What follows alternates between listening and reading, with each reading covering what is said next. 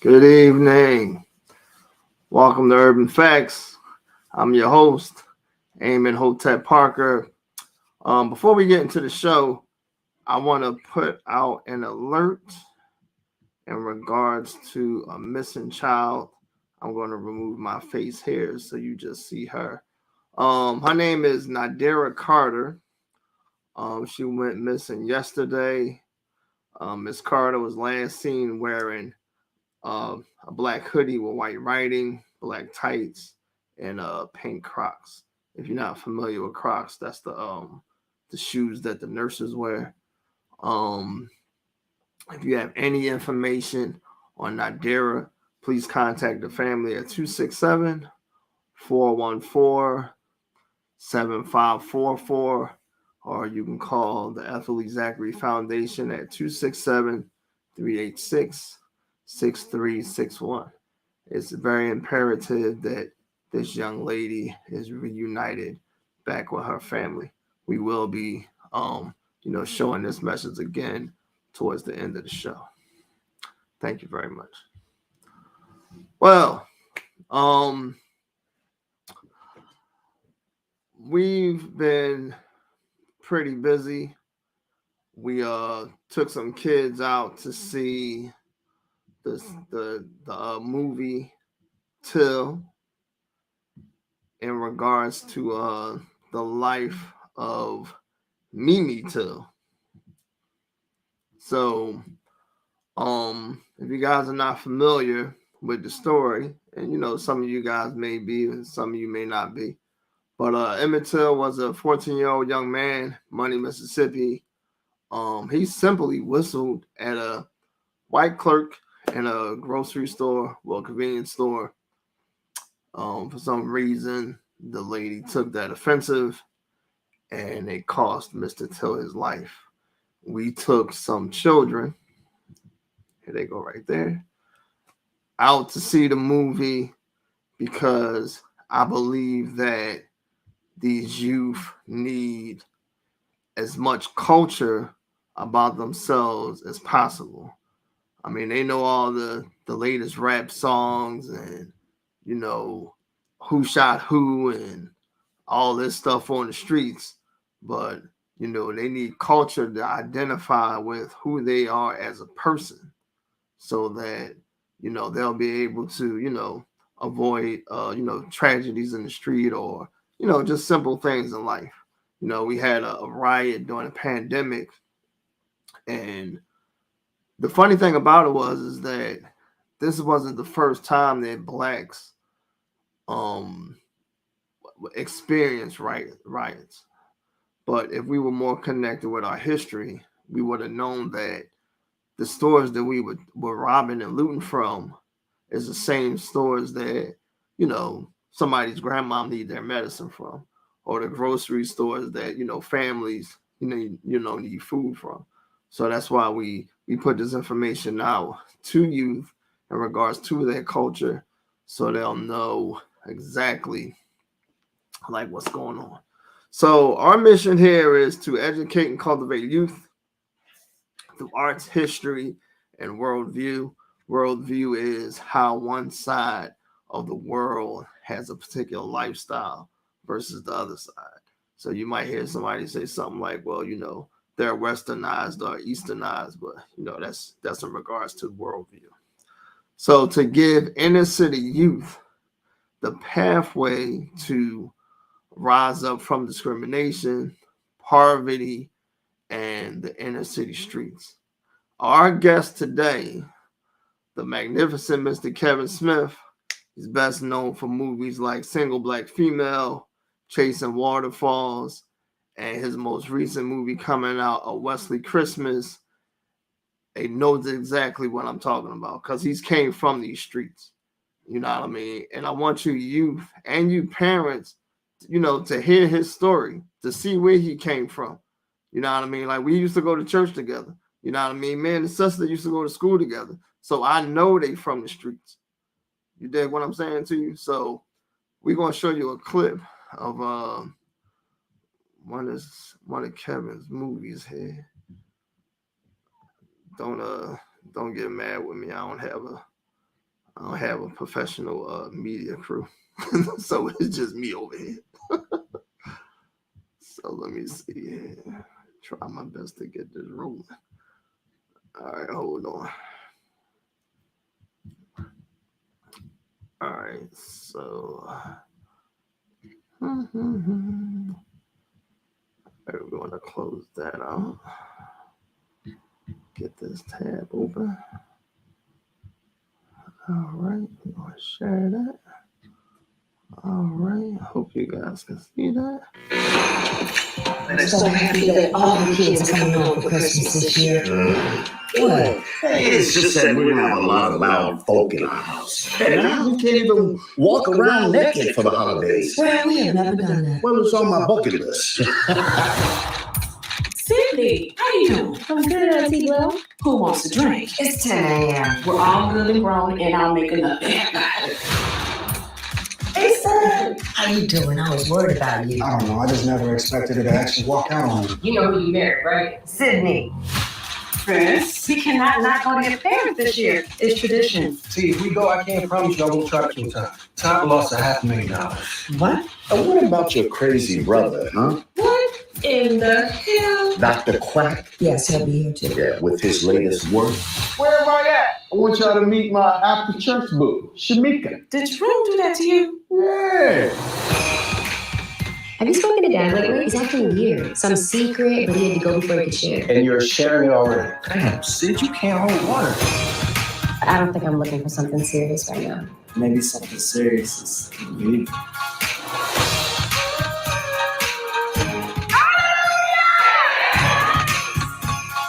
These years with you have been the greatest honor of my life.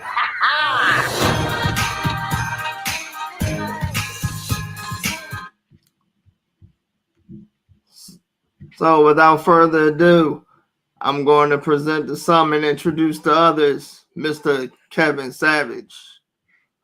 What's going on, man? Hey, how you doing, sir? That movie look like it's good, man. It look like it's gonna be hitting. It definitely look like it's gonna be hitting for something.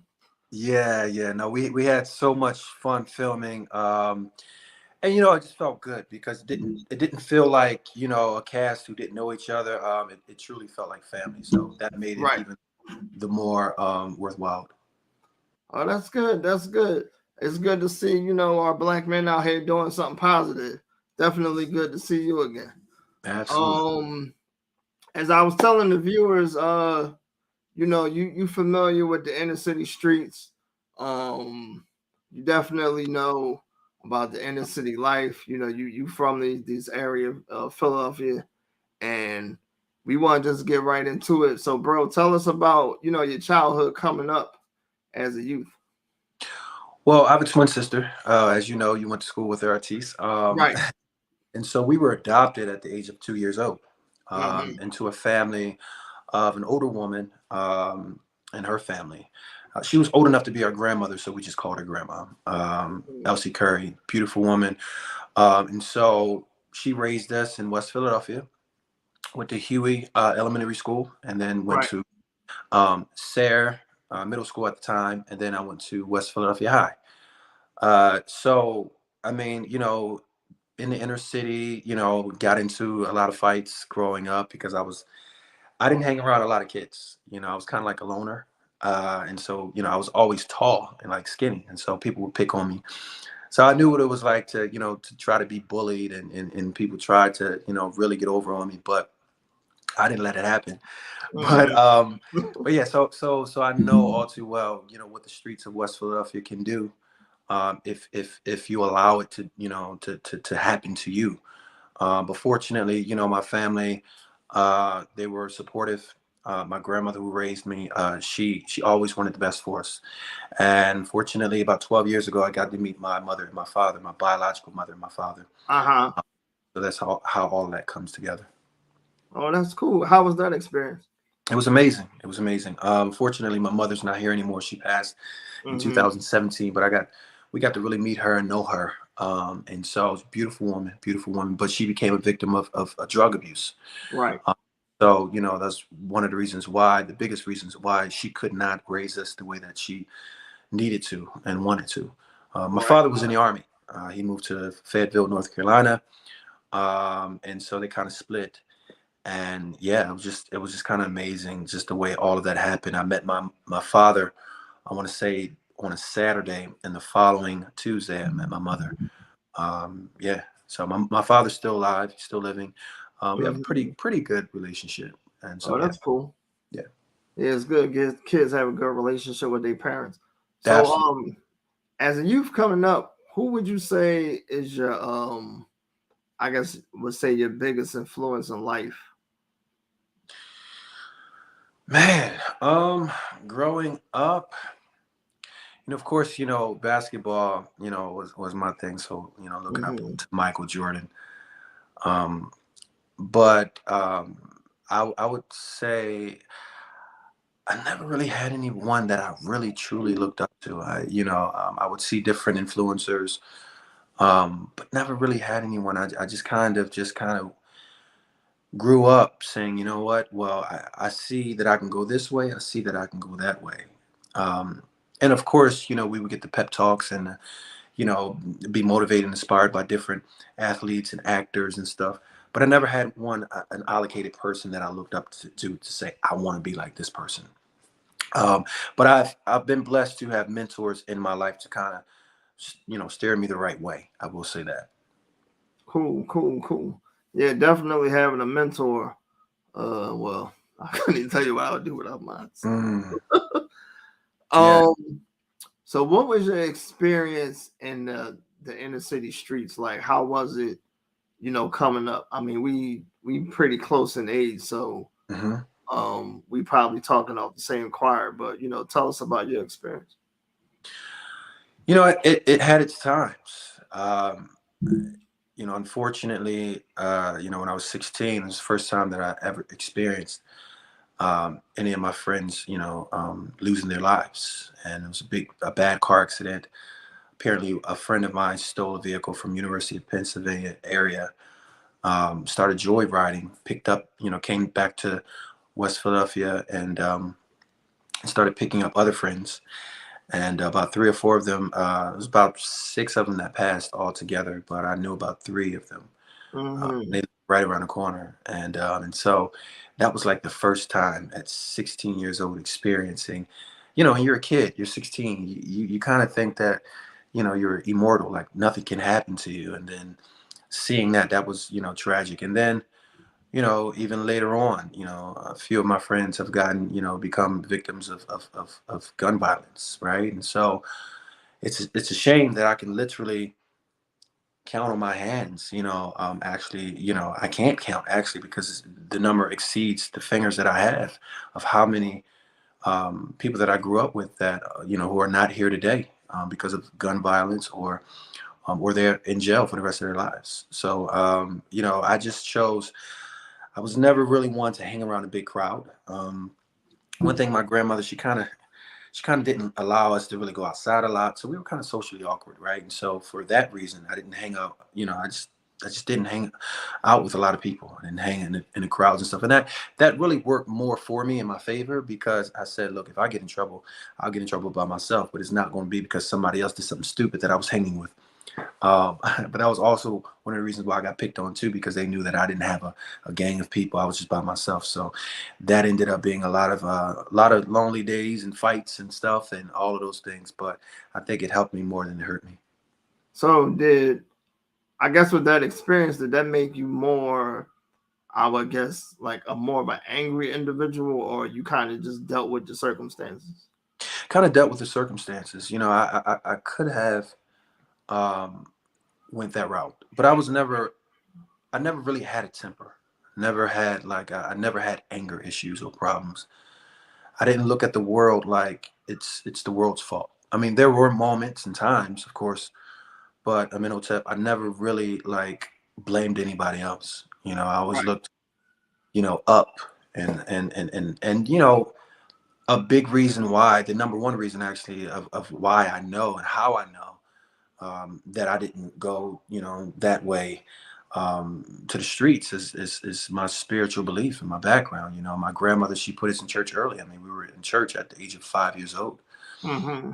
And if it wasn't because of God, I would definitely be somewhere else. So Right. Yeah, me and you both.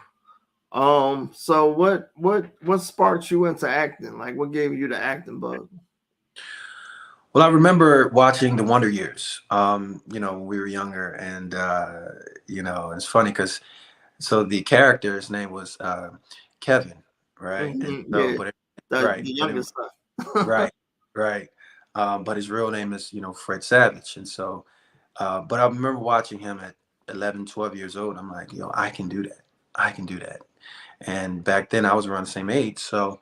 But then it kind of, that kind of faded. I think that was more of an ego thing. Like, look, this kid is on TV. I can be on TV. I can be on Right. television. Not really knowing if I ever really had the passion, to act. But then it came back, when we were at Victory Christian Center back in the early 2000s. And Nikita, remember Nikita? She cast me for my Right. first play. The Christmas play. And that was my first time acting, man. And just I played Seymour. I don't know if you remember, but I played a character Seymour, and it was a rendition from Little Shop of Horror, Rick Moranis. So I played Seymour, Moranis' character, and that was my first time acting, and it was just amazing. And that's when I got the bug. So what would you say was like your first like on TV experience, on TV part? I would say. I think my first, I would say, was a television show called The Game. Remember The Game? You said The Game? The Game, yeah. Oh, okay, yeah, I remember that. The football. Yeah, The Game. So I was Jay Ellis's, who played Blue, the quarterback for the Sabres. I was his stand-in. And for those who don't know what stand-ins are, for every actor, they'll bring a stand-in, someone who looks like the actor, because they have to get the lighting and everything correct. And right. Then they'll pull the stand-in out and put the actor in there. Right. But being a stand-in, you actually get sides. Sides is like pretty much a script for the day. So whatever that episode is, that's what you'll get for the day of every scene that they're going to do for that day. And I would memorize my sides. And I remember another stand-in saying, well, Kev, you don't have to memorize them. I don't know why you're memorizing your sides, because they're never going to, we were called second team. They're never going to have second team, rehearse the scene. And I said, well, you never know. And about 2 months later, one director said, hey, let's just have second team, rehearse, because I think first team was taking too long. And he said, let's have a second team rehearse. And they knew that they saw that I had taken it seriously, and I knew my sides, and I could act. And they gave me an opportunity to audition, and I actually booked my first role as a patron in a bar. Well, more so, I guess you would say restaurant. Yeah. And what was cool is, even though I was playing Jay Ellis' stand-in, I actually had lines with him in a scene. So so you was the stand-in, and you was the actor on the show also. Yeah, so for that day they had to get someone else to stand in, because I had actually booked a role. So they treated me as they needed to stand in for the stand. Right. So they needed right. So and then I needed to stand in, right? So, it was pretty cool. And then the next day it went right back to, regular, normal, but it was pretty cool that here I am, you're standing, and now on this particular day I book a role, and now we have a scene together. Right. And so I knew that he respected me after that, and said, okay, well, this guy he's coming for my job. So he's always on point. Yeah, that's what's up. Has anything, I guess, in your life coming up as a youth? I mean, I know you mentioned the tragedy with your friends and everything. Is it anything where you can say, that almost prevented you from being where you at now? There were times, I remember one time I tried to sell a little, marijuana. It just didn't feel right. It just didn't feel like me. It was like an outer body experience. And I tried it, and it was just like, it just wasn't me. But I'm not saying that I was perfect. For whatever reason, I was pretty strong-willed. For whatever reason, I could see the ramifications. I could almost clearly, as if it had already happened, like, okay, if I go this way, right, then I could end up like literally dead or in jail. And I knew for my life I didn't want that. I knew that it wasn't even an option or a possibility for me.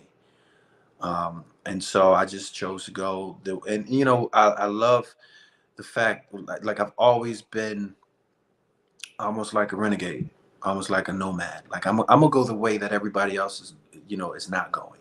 Right. Right. So if everybody's going this way, I'm going that way. Mm-hmm. And you know, it's helped me more times than it's hurt me. Now, sometimes you know, I've ended up in crazy situations, but for the most time, you know, most part, it's worked out for me. But yeah, I never really had that desire to really, you know, be out there like that. I just I never had the desire, fortunately.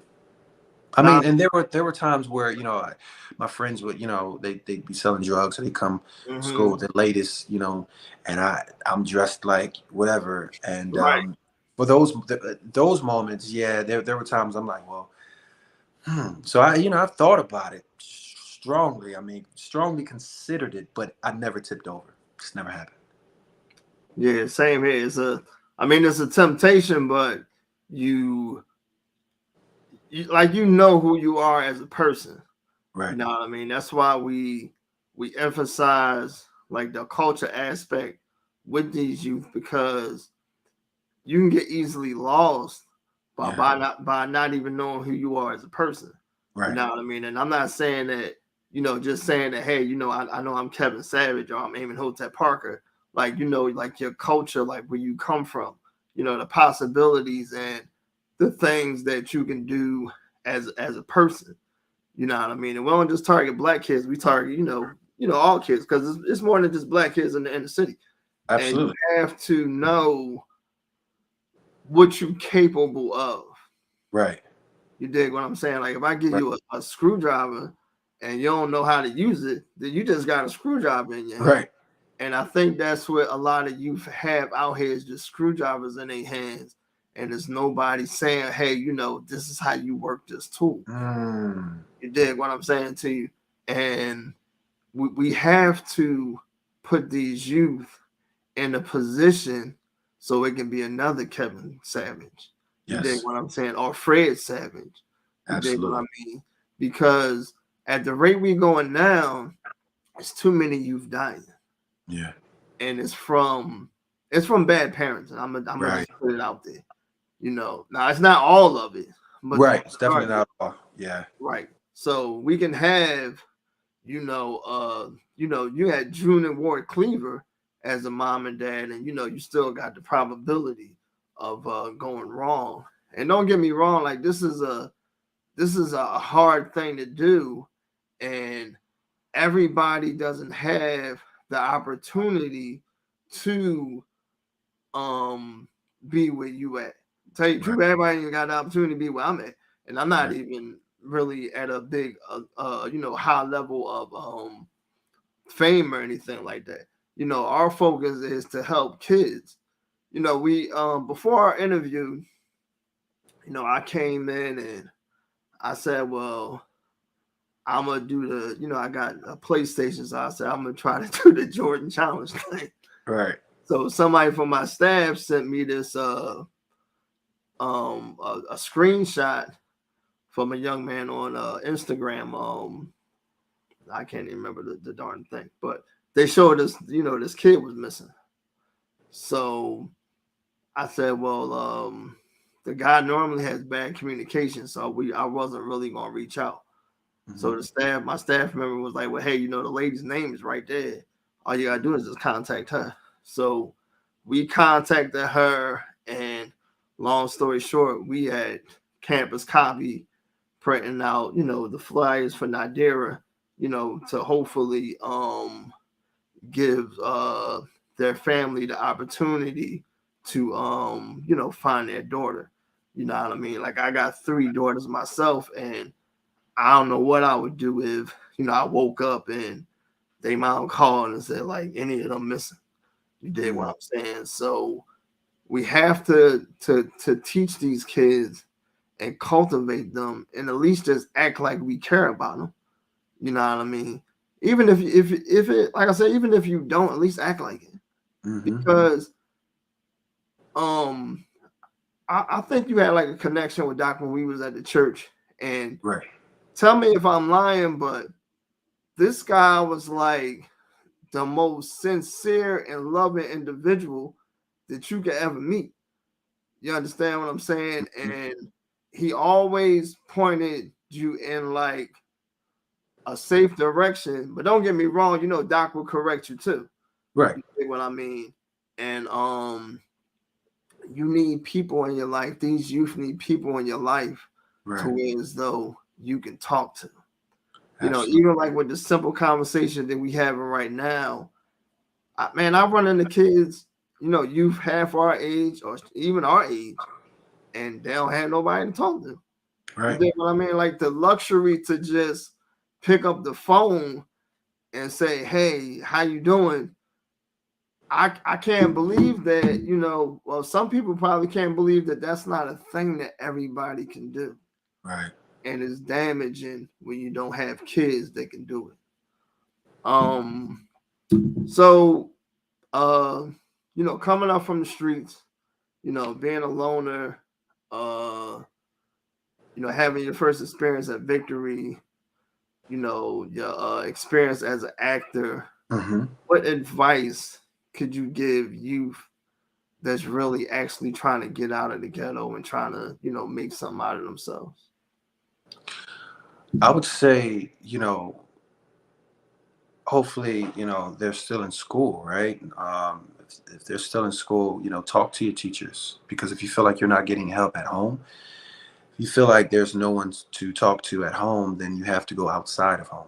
Um, Talk to your teachers, whoever you feel like you're connected to, or the closest. Um, Speak to them, because I'm sure there are programs. A lot of times there are programs, but we just don't know about it because we don't say anything. We don't open our mouths, and fortunately, programs aren't always like right in your face. Right. Um, so find a teacher where you can find like a safe haven in them, and you can go to them and talk to them about whatever it is that you're going through, the thoughts, right? I mean, I'm thinking about doing this, I'm thinking about doing that, I'm thinking about dropping out, I'm thinking about selling drugs. Right. Unfortunately, it's hard because we kind of got, our generation kind of got the last bit of, parents who cared.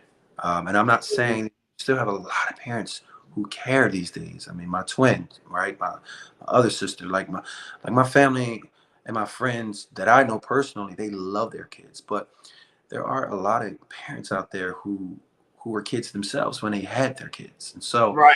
fortunately, there's that breed of parents really being active in the home and really being active, outside of home in the school. And my grandmother used to, she was a part of the, home and board school association at my elementary school. So I would see my grandmother just as much in school than I would out of school, because she was involved.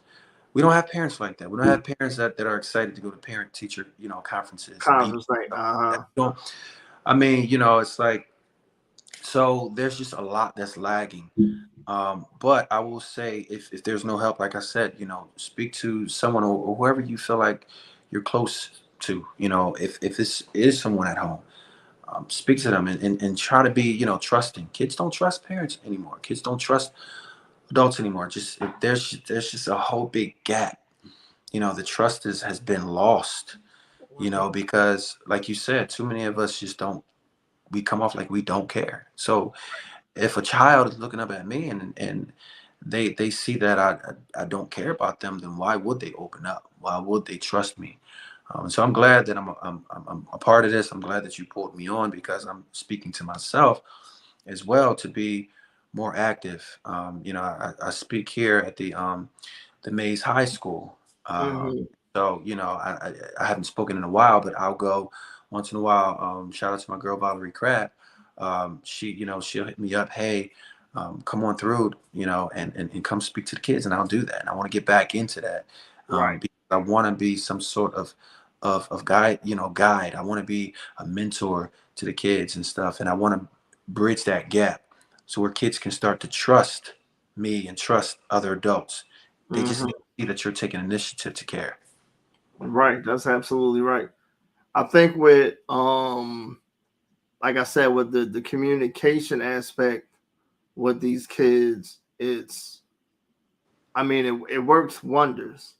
You know what I mean? Because you can take the most out of control kid, and if you get a good relationship with them, then you have a better understanding Right. to see where they're coming from. But excuse me, like you said, well, it's not the same set of parents anymore. You know what I mean? Like these parents are more, I want to be your friend than I want to Mm-hmm. be your parent. You know what I mean? And I was just telling, somebody else today that these parents, well, they was telling me the parents don't have authority over their children. You know what I mean? And see, the one thing about you trying to be your kid's friend is that, like we friends, you and I, but I don't have authority over you. Like Mm-hmm. after this interview, I'm not going to be like, all right, Kevin, go to bed. I can't say that. I'm just your friend. And vice versa. You can't be like, well, Eamon Hotep, all right, nice show, go clean the yard or whatever like that. But a parent can. Right. You dig what I'm saying? Right. And some of these parents, some of the youth, these parents, because you hear it on the nose, some of these youth having kids at 15, 16, and when they get to become grown-ups, because it's a difference when you're an adult. Because you as an adult, responsibility. Like right for wrong, and the things you gotta do, and Mm-hmm. in regards to decision making and things like that. And some of these parents don't have that. And if you can hear you hear the sound of my voice and you're a parent, you're an authority figure. It's better for you to be your child's authority figure Than than someone else. somebody out in the street. Right. You dig what I'm saying? Because they're not going to handle your child the way you can. And we've already seen from experience with police that they sure enough don't care about how they handle somebody's child, Mm-hmm. especially somebody black. Yeah. You know what I mean? So we want more people to be like Kevin. You know what I'm saying? I mean, maybe acting ain't your thing. You know what I mean? Maybe you could have, he said he used to play basketball. You could be the next, Michael Jordan or whoever like that. But at least you have to give your kids the opportunity to be something. To win. Right. To win. Mm-hmm. And if they ain't got no hope, then you can't win. Right. When Barack Obama came out, he said, he had his whole campaign was based off of hope. Yeah. Him being the first African American candidate to be president, like that's a lot of hope. Yeah. Because the country that you're trying to be president of, at least half of it hates you. So that's saying a lot. Yeah. You know what I mean? And you have to have a state of being as far as mentality goes to move forward. And that's why we bring on, people like yourself, Kev, and December 1st, we'll have Patty Jackson on here. Nice. I'm gonna reach out to Dr. Asante this week to see if we can have him on here. Malafia Asante, he used to be the director of the African American Studies Department at Temple, because we really need people, we need people to see, these kids to see, oh, that dude came from the streets. Because if they see like where you at now, they're like, dude, you ain't come from no project. I do Uber early in the morning. Mm-hmm. So I'll pick up, people. I pick it up as a guy from a mansion. He had at least about 5 acres in front of from where I was at. I had to go drive up to get the guy, white guy. And we drive in, and he say he going to work. So I said, well, where you guys used to live at before y'all was here? He said, man, I came from South Philly. I'm like, you came from where? He said, I came from South Philly.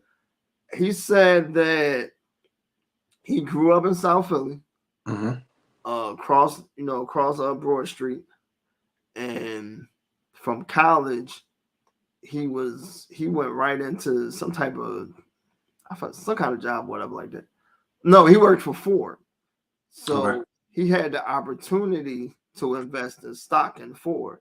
Okay. It just so happened that, you know, the stock shot up, you know, made him some money or whatever like that day. Like, Wow. you don't know where people come from. Right. You dig what I'm saying? And if you just keep reading a book by its cover and not open it up, you won't even know how to get to the cover. Right. You dig what I'm saying? Like, Absolutely. it's a lot of things that these parents aren't teaching kids, and it's costing their lives and Mm-hmm. other kids' lives. And let me put something out there for you people that don't live in the ghetto. The kids ain't robbing the projects; they're coming to your way. Mm. So either you try to help us to do what we're trying to do to keep these kids on track, or somebody gonna be knocking you upside your head at the gas station trying to steal your car. Mm. And I ain't trying to scare nobody, but this is a reality. And it's sad because the same people that I'm talking about, when me and you was younger, the criminals was like what, like early 20s, Yeah. 19, maybe 35, something like that. Right. They like 14, 15 now. Yeah. 12, 13. Yeah. And it's sickening. And you can't say that, you know, well, I don't know why he acting like that. That ain't how I raised him. Well, who raising them? Right. You dig what I'm saying? Like, you just said that, you know, this lady, Miss McCoy, she had y'all in church since y'all was 5. Mm. Now, Miss Curry. Yeah, Miss Curry, I'm sorry. I'm not sure how that affected y'all, and I'm not sure if she knew, but she knew she had to do something, and you know, to try to you know, put some type of morale in you guys as youth. Absolutely. I mean, the Bible says, train up a child in the way that he should go, and when he gets Right. older, he'll not depart from you. So, and you know, that's not to say that you don't have a lot of parents out here who are raising their kids up the right way. They still have their own decisions, and Right. they still have their own will to do whatever it is that they want to do. It doesn't mean that you're a bad parent. So I just Right. wanted to say that you just really do have some really great parents out there. But there are a lot of parents out there who they're not taking initiative. You know, like you said, they want to be the friend to the child instead of the mother or the father. And then that's a whole nother situation because a lot of these homes don't have the father. You know, fathers give identity and leadership and all of these skills needed to make it. Mothers give love. Mothers give, you know, they nurture, right? And it's not to say that they can't hit those other areas, but for the most part, that's, you know, so it's a balance, right? Right. And that's why there's so much going on, because it's an imbalance, because you know the father's not in the home, the mother's trying to be the mother and father, you know, which is impossible because women were not made to be a father as well. They Right. just weren't. That's just not who they are. And so now they're acting outside of their role because of the fact that that role was abandoned by their fathers. So, or by the father. So, you know, there's just, you know, a whole debacle when it comes to parenting, and it comes to the Black community, and it comes to education and all of these things. So it's really sad because you have a lot of parents who are just not taking initiative. You know, I mean, are you you know, spending time with your kids when they come from school? Are you reading the homework, right? Or is it just Right. up to your kids to do the homework, right? Mhm. You know, and personally, I don't have any kids, right? So I can only speak for what I know from what I've seen and what I Right. can imagine. But I'm not speaking from a parent perspective because I don't have kids. But I Right. will say this: I do have enough nephews and nieces, and I get that they're not my kids, but I see the way they're being, you know, raised, and I'm picking up pointers along the way, and I'm seeing how they're becoming, you know, straight A students, straight, you Mhm. know, I mean, scholastic students, because they are being raised in a certain way. And so I can look at that as a barometer to say, okay, when I do have kids, at least I'll do X, Y, and Z. Now, it doesn't guarantee that my child is going to be that way. It just doesn't. Mhm. But at least I'm giving my child a fair shot at life. to really be successful. And so there's just an imbalance, man. And so that's why I think forums like this is so important, because I'm hoping that parents are listening, to possibly get some tools, some tips. Because here's the thing: if you weren't taught or trained, then how can you know, That's right? right. I mean, we know that it doesn't. We know what it takes to bring a child into this world, right? Mm-hmm. Every person that brings a child into this world, um, that doesn't mean that they're fit to be a parent. I mean, look at Mm-hmm. my case, right? My mother wasn't really fit to have us. I mean, she was on drugs. Probably was on drugs when she was pregnant with us, you know. Right. And so we know that it doesn't take, a lot to bring a child into the world. Uh-huh. But now that they're here, where do you go from there, right? And so there's got to be programs, and we should do some. I need to do some research too, because I wish that I could reference some programs for kids who are young mothers, right? Who just don't know, because like I said, if they weren't trained or taught, then how can they know? They're only going by what they know. You have a lot of potential in parents they don't even know they have, but because of the fact that they weren't trained or taught, it's like, I'm just going by how I was raised. And then that's when that generational curse, that's when that cycle continues. Something needs to break that repetitive cycle. Something needs to come in and break that. And I believe that forums like this can be a platform for parents to come on here and talk about how they may need help, what programs, where can I go? How can I be a better parent? I think that's important, because once a person comes to accepting that they could be a better parent, then it's like, all right, that's the first step. Now the Right. second step is finding out, how do I become a better parent, and then actually being, intentional about making the steps to become a better parent. It's good that you said that. Well, it's key that you said that, because we have, a Facebook group, and this part of, like I said, this show right here, it encompasses the foundation within itself, but the foundation has 3 other programs. Excuse me. So the program that helps the youth, that's the talented 10. So that program is based off the theory of Du Bois that 10% of the black community should be professionals, but we gotta open that up, because like I said, the black community ain't all black no more. The other one is Mamie's House. So that's the program that caters to the community. So we offer parents and program. We offer parents and services. We don't Okay. have classes yet. Okay. And January, I forget the date, we'll be starting a live parenting forum. This is the book that we give. Let me take a screenshot of that real quick. I'll send you a copy of it. It's me. There we go. Got it. And the book is excellent. It talks about releasing yourself from bad experiences with parenting, how to be a good parent, realizing that you may or may not be a good parent, and like you said, you got to take services for it. And it's some other stuff in here too. I'd like to read that book just to have that in my repertoire, because I do plan on being a parent one day. And so it's good to have. Yeah, you got to be active. You know what I mean? I'm sorry. I said it's definitely good to have. See, when we started this out, it was for kids.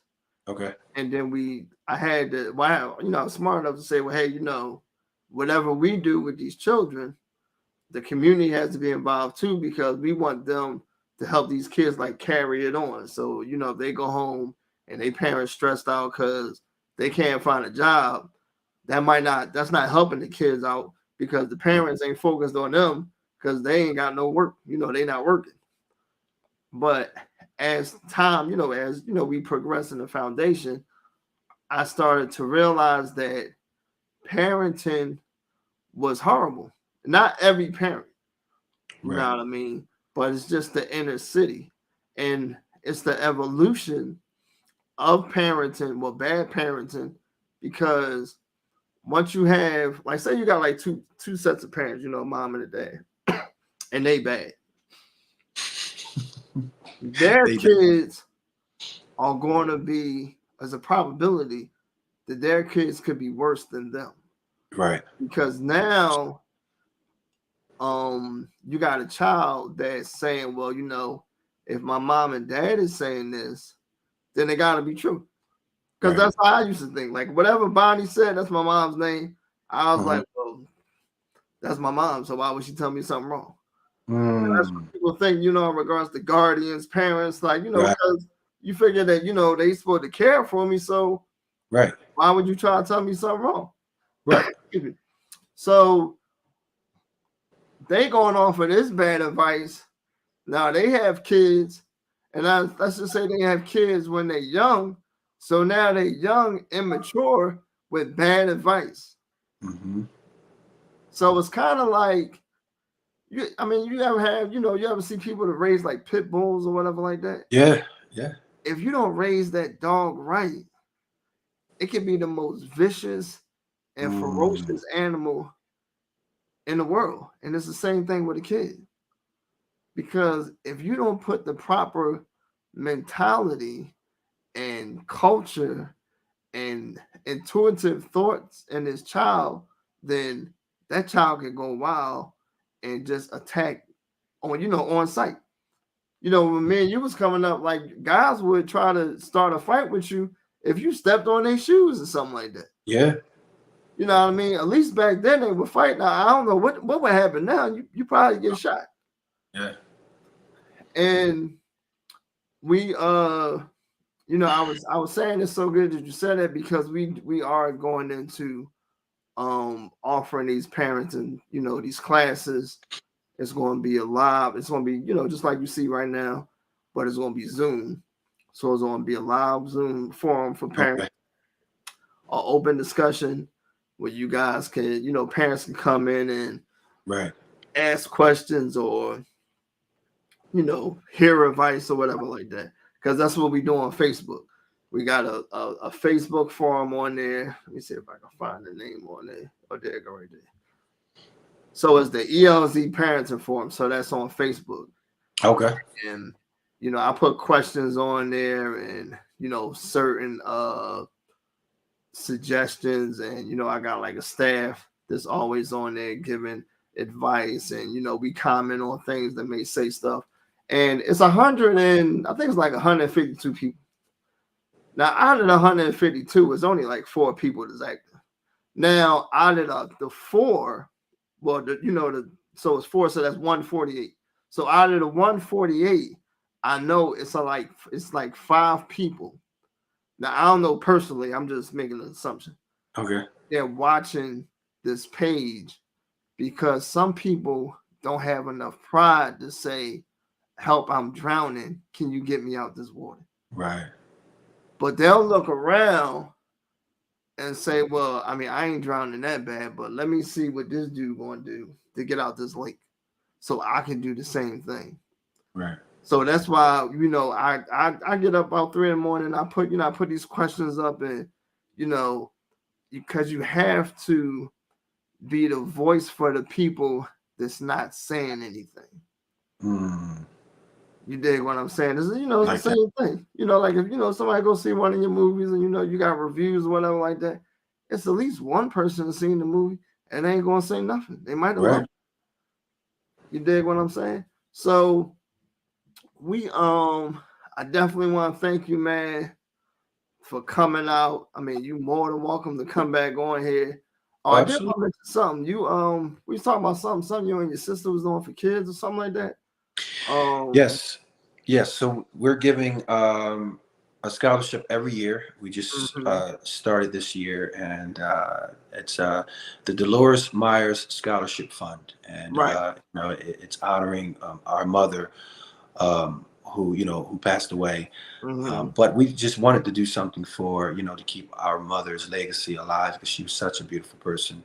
And so I know. I want to say next year we are going to be. So we did West Philadelphia High. That's where I grew up first time. And then we're going to do Overbrook, where you went, and yeah. So we're going to do that, and then every year we're going to do a different high school every year. Right. It's more so for kids who are getting pretty good grades, but they just, I mean, you have a lot of kids out here who are literally homeless, right? Literally. Right. You have a lot of kids out here who their parents are victims of drug abuse. So it's mainly, searching out those kids who just need a little extra help. Right. Uh, Okay. yeah. It's not that it can't be for, a child that's doing wonderful. They have a parent, mother and a father, two parents in a home and doing great. But we just kind of wanted to start it out that way, because we come from, a home that didn't have a mother and a father. And so we kind of want to mirror that to bless those in those same circumstances, to give them hope. Well, you said next year you're doing it for Overbrook, so definitely get in contact with us, and we'll put some bread towards that too. And you give us the information in Oh, man. regards to the the thing we doing. We'll be able to put something towards it. Hopefully we can get a blessing. You can match what what you and your sister putting up, but we Okay. at least want to be a presence in the lives of these youth. And Right. we'll come out, take pictures with you guys, help you out with marketing, do some kind of fly, whatever you need to make this happen. You know what I mean? But Love that. yeah, like I said, it's wonderful having you on here, man. Good seeing you. Like I said, if you want to come back on, I'd definitely be reaching back out to you, because like I said, these kids want to see somebody that's up there. And it's more people out there that want to be an actor just like you did when you was young. So go Absolutely. ahead. I would love to come back on, man. I would love to talk about my journey and any of, anybody who's interested in becoming an actor, or they have a little interest, right? I mean, I'm definitely game to come on, man, and talk about the steps, the Cool. steps which I took. And I want to say thank you, man, because you've grown exponentially, and I see what you're doing. You're making a difference in the community. So you should be proud of yourself, man. And it's great to see another Black man doing wonderful things for their community, and Mhm. really wanting to find a doorway of help for those who don't have it, man. So thank you as well. Hey, no problem, no problem. Well, thank you again, man. Pleasure seeing you. And you enjoy the rest of your evening. You too, man. All right, boss. All right, cool. So that was Mr. Kevin Savage. Be sure to check out his new film, Wesley Christmas. I definitely forgot to ask him when that's coming out. Let me find out real fast here. So let's see here. Oh, so it's streaming. It's streaming on BET Plus, so you can check that out on BET Plus.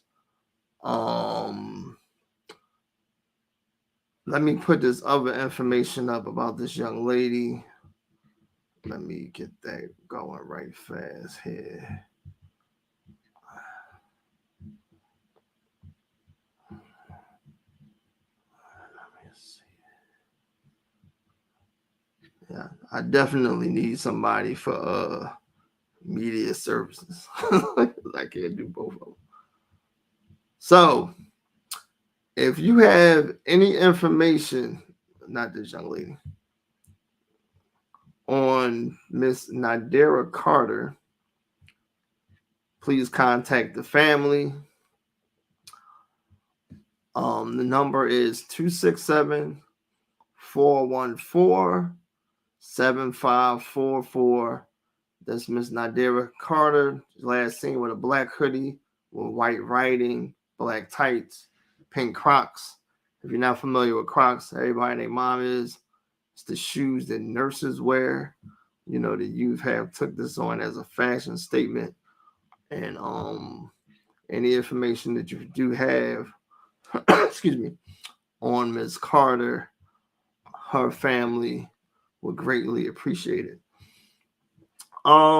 So every month here At the Ethel Lee Zachary Foundation, we honor youth for their outstanding achievements, academically and in the community. Hold on here. Let me see here. Oh, I'm sorry. He just sent me a message. So the movie A Wesley Christmas will be streaming on BET Plus this Thanksgiving. So you guys can check it out then. So this young lady here, this is Brayla Denise Shavers. She is our Scholar of the Month for the month of November. I'm sorry. So Brayla is a student at the School of the Future in Philadelphia, where she holds a GPA of 3.96. I pray to God I said that right. She volunteers at a school and is part of the Remnant and Ruach Dance Ministry at Victory Christian Center, Philadelphia. I'm pretty sure if I didn't say that right, somebody at the church will be calling me. She won first place in a gymnastics competition at the school. Well, no, at the YMCA. At the YMCA in Quakertown of this year. Miss Shavers does all this while battling sickle cell anemia. So Brayla, we definitely honor you for your achievements. I'm so proud of you. She dances at the like I said, at the church. She does gymnastics, and like I said, she's doing all that while she's battling sickle cell anemia. And if she can do it, like Brayla has to be like, I think she's like 16, 17. Some of us can't go to work because we got a simple cold. And I used to know because I used to be one of them people.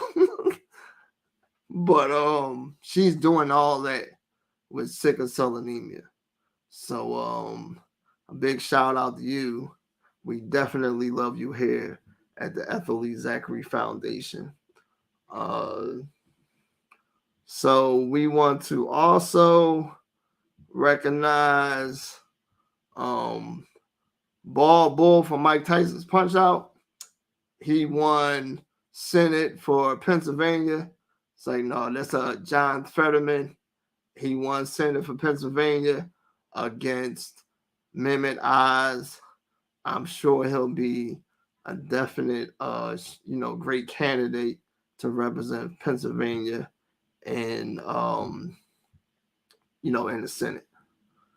And also, we want to give a shout out to Mr. Josh Shapiro. He is the new governor of Pennsylvania, and we hope that he leads us into a safe and righteous democracy. I think this is like 2 years or a year that I've been doing this. I don't know, but